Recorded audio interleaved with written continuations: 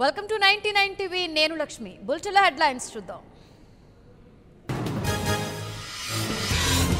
AP assembly సమావేశాలు రేపటికి వాయిదా 6 కొత్త పథకాలను ప్రవేశపెట్టిన ప్రభుత్వం.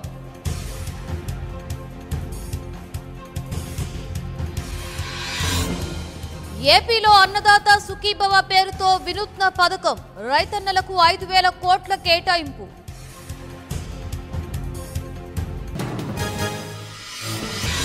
ఢిల్లీ వేదికగా టీడీపీ ధర్మ పోరాట దీక్ష ఈ నెల 11న కేంద్రంపై పోరుకు సిద్ధం.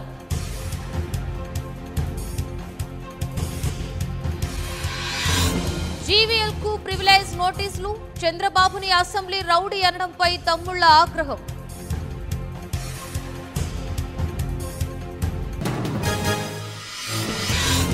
గుంటూరు జనసేన కార్యాలయంపై దుండగుల దాడి పిరికి పందుల దాడిగా అభివర్ణించిన జన సైనికులు.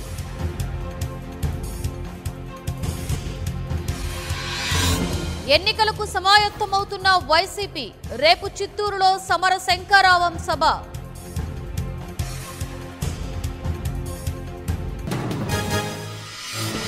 టీడీపీని వీడే యోచనలో ఎమ్మెల్యే ఆమంచి రేపు జగన్తో భేటీ అయ్యే ఛాన్స్.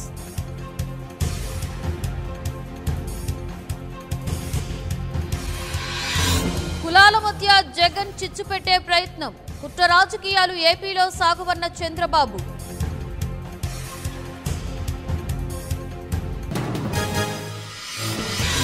నేడు హైదరాబాద్ కు నితిన్ గడ్కరీ బీజేపీ నేతలతో ఇంపీరియల్ గార్డెన్స్ లో సమావేశం.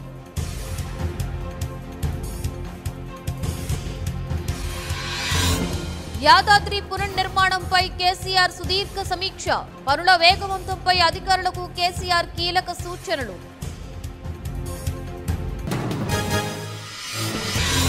తెలంగాణ కాంగ్రెస్ ఎమ్మెల్యేలకు అధిష్టానం పిలుపు సాయంత్రం ఢిల్లీ కాంగ్రెస్ వారిలో సమావేశం.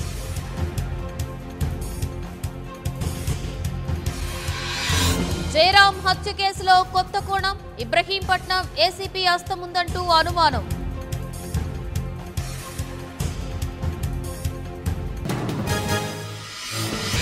ఐదు రోజులుగా నందిగామ పోలీస్ స్టేషన్లో సికా చౌదరి హైడ్రామా మధ్య రహస్య ప్రాంతానికి తరలింపు.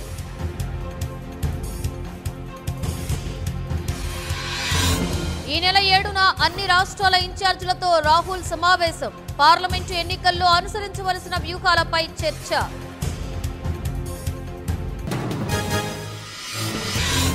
సిబిఐ తీరు ముమ్మాటికి రాజకీయ కక్ష సాధింపే సుప్రీం ఆదేశాలకు అనుగుణంగా నడుచుకుంటామన్న దీది.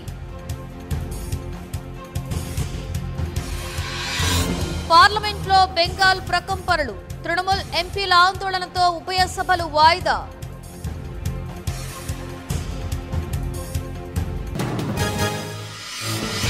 సుప్రీంలో మమతా సర్కార్కు ఎదురుదెబ్బ సిబిఐ విచారణలకు కోల్కతా సిపి హాజరు కావాలని ఆదేశం.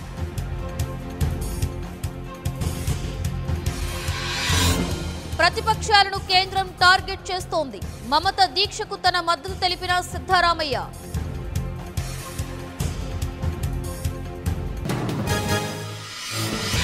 సాయంత్రం కోల్కతాకు ఏపీ సీఎం మమత దీక్షకు సంఘీభావం తెలపనున్న చంద్రబాబు.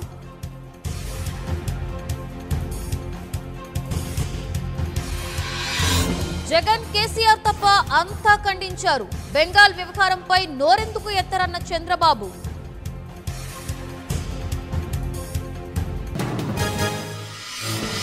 పార్లమెంటు ఆవరణలో టీడీపీ ఎంపీల ధర్నా వి వాంట్ జస్టిస్ అంటూ నినాదాలు.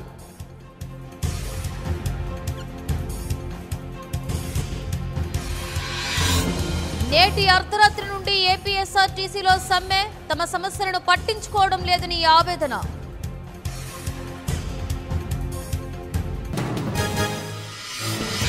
ప్యారిస్ లోని ఓ బిల్డింగ్ లో అగ్ని ప్రమాదం 7 మృతి 20 మందికి తీవ్ర గాయాలు.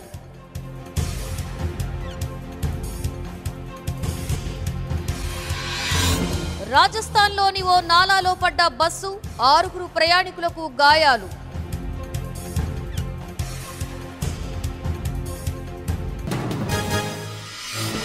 మాల్యా వ్యవహారంపై బ్రిటన్ కీలక నిర్ణయం భారత్కు అప్పగించేందుకు అంగీకారం.